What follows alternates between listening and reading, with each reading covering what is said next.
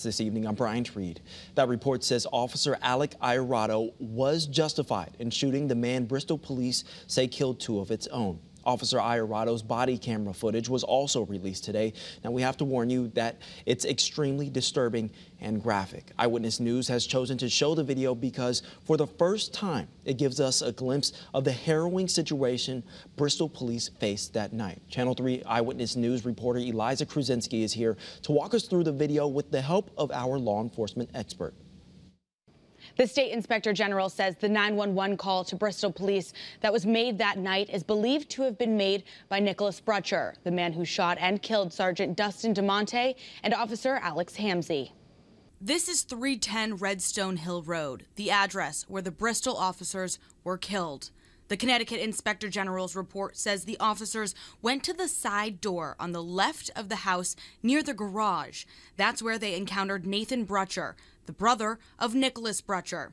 They ordered Nathan to step out of the house, and the inspector says Nicholas was hiding in the bushes in camouflage.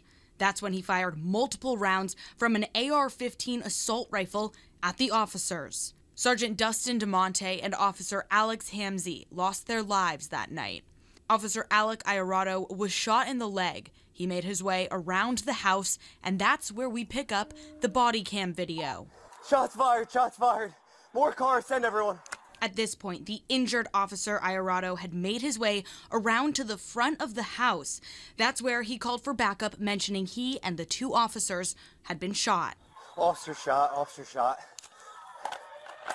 Receive officer shot. While he is trying to make his way to a police cruiser parked in front of the house, you can see he ducks behind a tree, and while this is happening, you can hear a woman repeatedly screaming. Iaruto is clearly in pain. We edited the brief section of the video where he collects himself. We pick it up as he heads to the cruiser. In the video you're about to watch, you'll hear rapid gunfire.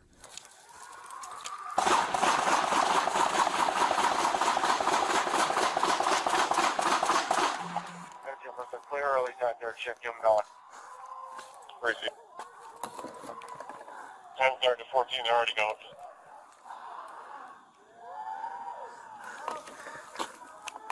Now you'll see Officer Iaruto point his gun and fire a shot. The one shot that police say hit and killed Nicholas Brutcher.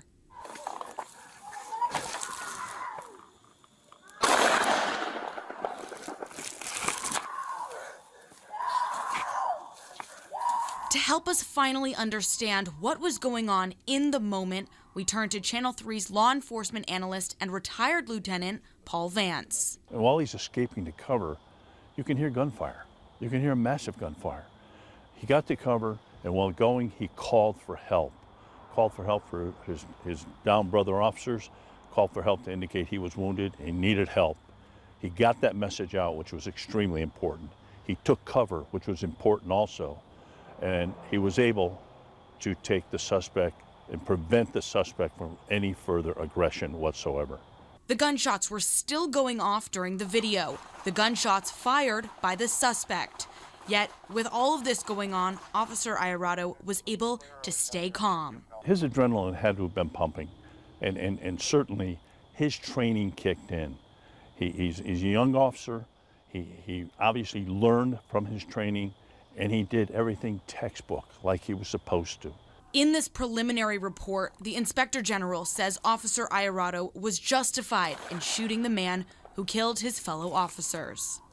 He did everything he could to get help for his fellow officers, to protect himself, to stop the aggression. He did it all. And this video clearly shows the pressure he was under and what he was able to do.